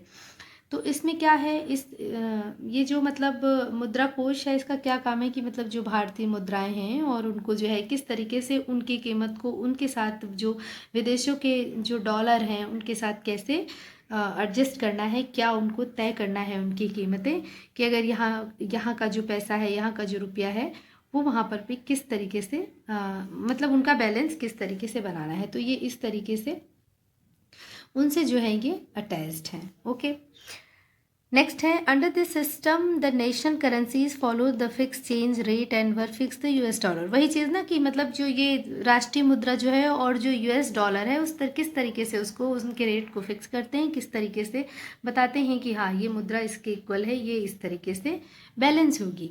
The Bretton Wood system inaugurated an era stable growth of trade and income for western industrial nation and Japan. ठीक है, तो मतलब ये क्या बताना चाह रहे हैं कि मतलब ये देखिए कि ये जो करेंसी वाला सिस्टम है, ये जो करेंसी बनाई गई, ये मुद्रा कोष की जो स्थापना हुई, तो इसमें किस तरीके से मतलब इनको इसकी ग्रोथ को, इस व्यापार को, इसके इनकम को मेंटेन करने के लिए मतलब जो इनका एक जो ये ब्रिटन वुड संस्थान है, इसका मतलब क्या योगदान है कि किस तरीके से इनको सेटल्ड किया जाए और किस तरीके से इनको आगे बढ़ाने में जो इनकी ये भूमिका है वो मतलब बहुत ज़्यादा अच्छी है कि किस तरीके से ये आगे बढ़ें और किस तरीके से ये उस पर बिल्कुल ध्यान दें। ठीक है, मतलब कीमतों को बैलेंस करना, किस तरीके से सारी चीज़ों को उनकी दरों को तय करना। ठीक है, कि डॉलर का मूल्य भी सोने से बंधा हुआ था, $1 की कीमत 35 औंस सोने के बराबर निर्धारित की, ये सब चीज़ें मतलब। ठीक है, तो यही अंतर्राष्ट्रीय मौद्रिक जो व्यवस्था थी वो राष्ट्रीय मुद्राओं और मौद्रिक व्यवस्थाओं को एक दूसरे से जोड़ने की व्यवस्था थी। तो ये कहने का मतलब कि ये इनका वर्क था। ठीक है, वो कि ये चीज़ें बिल्कुल क्लियर हुई होंगी। ठीक है, नेक्स्ट क्या है आपका, डीकोलोनाइजेशन एंड इंडिपेंडेंस। अब उसमें क्या कह रहे हैं, when the second world war ended, अब जब दूसरा विश्व युद्ध खत्म हुआ तो many countries were still under European colonial rule. तो बहुत सारे देश ऐसे थे जो अभी भी जो है औपनिवेशिक जो शासन के अधीन ही थे। ठीक है, तो over the next 2 decades most colonial in Asia and Africa become free and emerged as independent nation। तो 2 दशक के बाद समझ लीजिए जो बहुत सारे औपनिवेशिक मतलब एशिया और अफ्रीका के बहुत सारे औपनिवेशिक राज्य जो है स्वतंत्र हो चुके थे, but independent didn't bring freedom. लेकिन वही है ना कि इंडिपेंडेंस जो है पूरी तरह से स्वतंत्रता नहीं लाई, क्योंकि ये देश जो थे फ्रीडम फ्रॉम पॉवर्टी और lack of resources these countries, क्योंकि ये जो है संसाधनों की कमी से वो देश जो है गरीबी से जूझ रहा था। Their economic and societies were handicapped by long period colonial rule. अब इनकी जो अर्थव्यवस्था है और समाज लंबे समय से वो औपनिवेशिक रूल हो रहा था, औपनिवेशिक मतलब इस पे शासन था, तो जिसकी वजह से वो क्या था, सब अस्त व्यस्त हो चुका था। The IMF and the world bank were design to meet the financial need to industrial countries. तो अब जो ये IMF है और विश्व बैंक का गठन किस लिए होता है, औद्योगिक देशों की ज़रूरतों को पूरा करने के लिए किया गया, कि मतलब जो भी उनकी समस्याएं हैं, जो भी उनके विकास में कमी है, तो वो उसको पूरा करने के लिए इनका ये उन देशों को जो है मदद करते थे। But as Europe and Japan rapidly rebuild their economic. लेकिन जो यूरोप था और जो जापान था उसने अपने आप को इतनी तेज़ी से रीबिल्ड किया, मतलब अपनी प्रोग्रेस करी, अपनी आर्थिक व्यवस्था को बढ़ाया। They grew less dependent on IMF and World Bank, कि ये मतलब इस पे IMF और वर्ल्ड बैंक पे ज़्यादा निर्भर नहीं थे। तो दस इस प्रकार from the late 1950s and the Bretton wood institution begin to shift their attention more toward developing countries. तो वही 1950 के दशक में फिर ये जो IMF थे, इन्होंने अपना जो ध्यान था ब्रिटन वुड संस्थान ने, इनका जो ध्यान इन्होंने अपना विकासशील देशों पर पहले से भी ज़्यादा देने लगे, क्योंकि वहाँ पर नीड थी इनकी। ठीक है, उसको और बेहतर बनाने की। नेक्स्ट है आपका कंडीशन ऑफ डेवलपिंग नेशन। अब देखिए, newly independent countries were trying to lift their population out of poverty. जो नए नए अभी स्वाधीन हुए थे देश, वो अपने आप को क्या कर रहे थे, गरीबी से बाहर निकालने की कोशिश कर रहे थे और अपने आप को अच्छा करने की कोशिश कर रहे थे, जो अभी बिल्कुल नए नए हुए थे। लेकिन बट मैनी बहुत साल, सोचिए बहुत साल, but after many year decolonisation they are still controlled by international agencies which were dominated by the former colonial power like US and France. देखिए इतने साल बीत जाने के बाद भी कि जब औपनिवेशीकरण हो गया, बहुत साल बीत गए, उसके बाद भी जो ये नौ स्वाधीन देश थे, ये उन्हीं औपनिवेशिक शक्तियों का नियंत्रण उन पे बना हुआ था जो देश ब्रिटेन और फ्रांस के उपनिवेश रह चुके थे। मतलब इनका प्रभाव अभी भी उन पर था। Most developing countries did not benefit from the fast growth like Western economies in the 1950s and 1960s.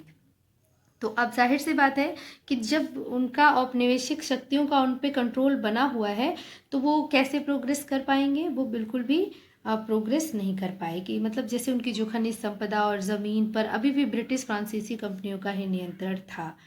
तो कई बार क्या था कि वो बिल्कुल जो है जो अमेरिकी और शक्तिशाली देशों की बहुराष्ट्रीय कंपनियां थी वो विकासशील देशों के प्राकृतिक संसाधनों को बहुत कम कीमत पर दोहन करने लगती थी। तो इसलिए तो दूसरी ओर ज़्यादातर विकासशील देशों को 50 और 60 के दशक में पश्चिम अर्थव्यवस्था को तेज़ी से प्रगति का कोई लाभ नहीं हुआ। 1950 और 60 के दशक में ये जो मतलब विकास हुआ पश्चिमी अर्थव्यवस्था की तेज प्रगति से, उनको कोई लाभ नहीं हुआ। क्यों नहीं हुआ? क्योंकि वो उन पे उनका नियंत्रण था औपनिवेशिक राष्ट्र का। Thus they organise themselves as a group. तो फिर क्या किया इन लोगों ने? एक नई अंतर्राष्ट्रीय आर्थिक प्रणाली नियो, ठीक है, जिसको नियो जानते हैं, और group they organized themselves as a group of 77 countries to demand a new international economic order NEO। तो उन्होंने एक नई अंतर्राष्ट्रीय प्रणाली नियो, जो कि फुल फॉर्म है NIEO का, न्यू इंटरनेशनल इकोनॉमिक प्रणाली, संगठित करी इन्होंने और समूह 77 के रूप में, मतलब ये ग्रुप्ड हो गए ये लोग।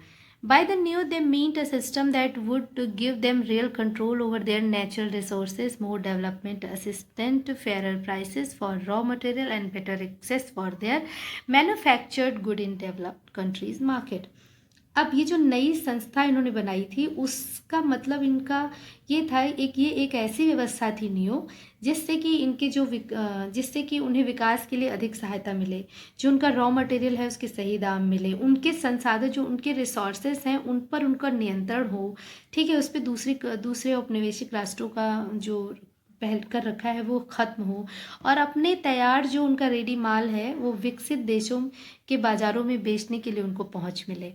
तो ये था एक नियो, मतलब जो नया संस्थान था, नई संस्था थी, उसका मतलब ये था कि वो सही मायने में जो है फ्री होना चाहते थे।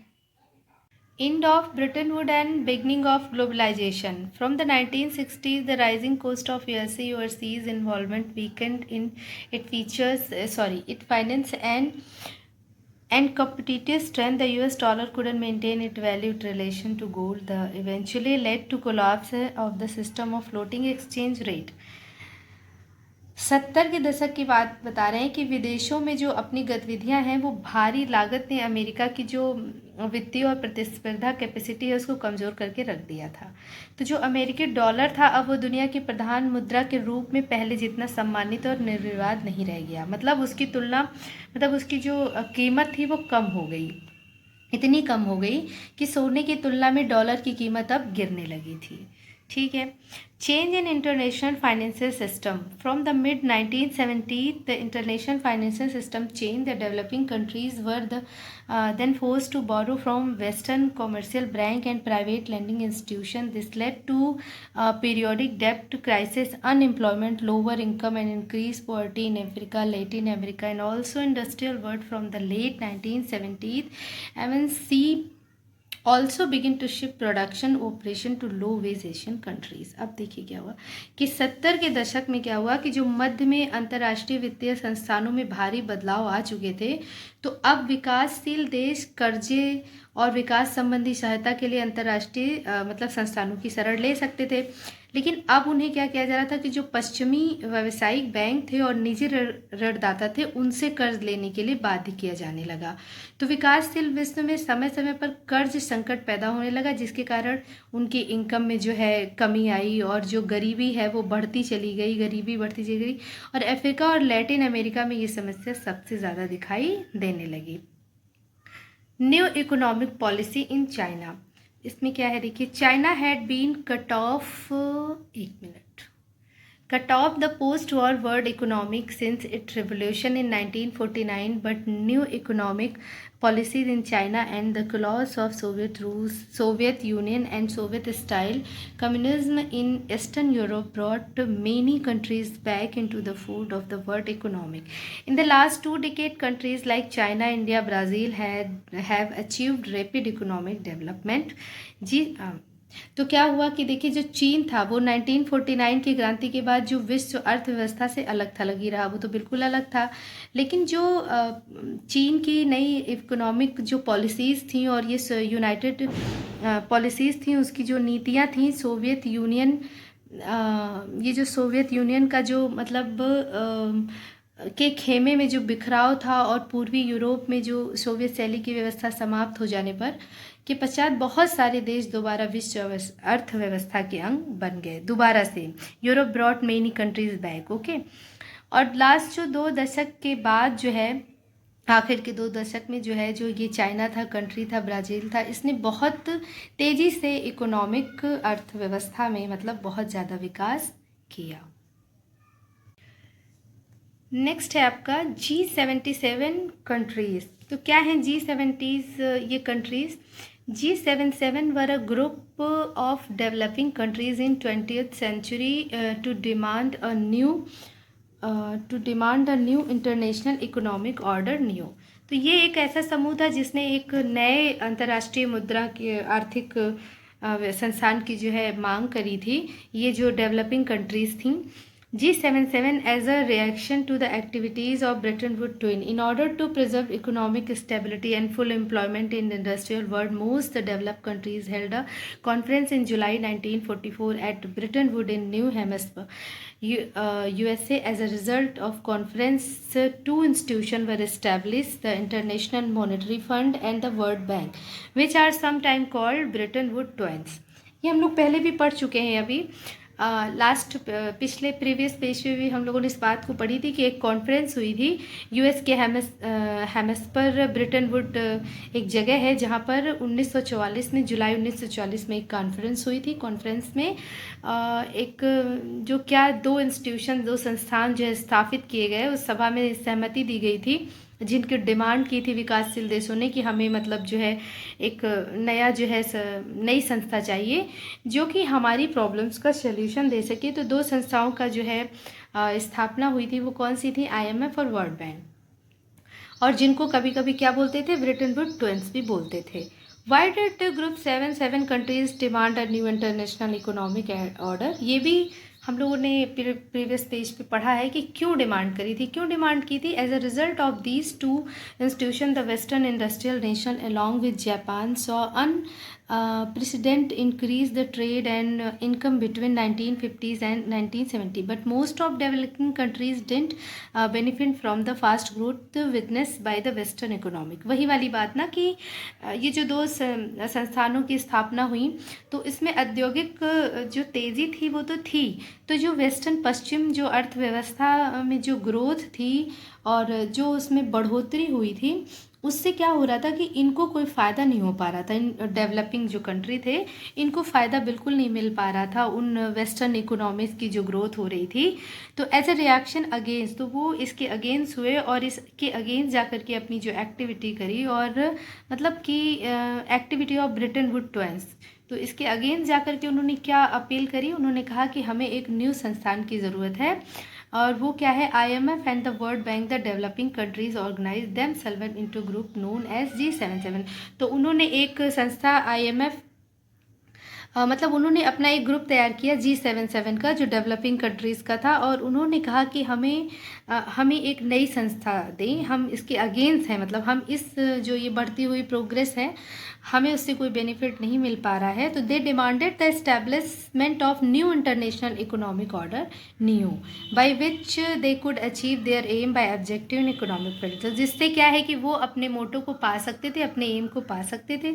अब उनके एम क्या थे जो हम लोग पढ़ चुके हैं? By establish new system they hope get real control over their, कि उनके अपने नेचुरल रिसोर्सेज पर, अपने संसाधनों पर उनका अपना हक हो, अपना अधिकार हो। मोर असिस्टेंट इन देयर डेवलपमेंट, उनका जो है ज़्यादा से ज़्यादा अपना जो है वो अपने विकास को खुद ही जो है मतलब उन पे उनका राइट हो।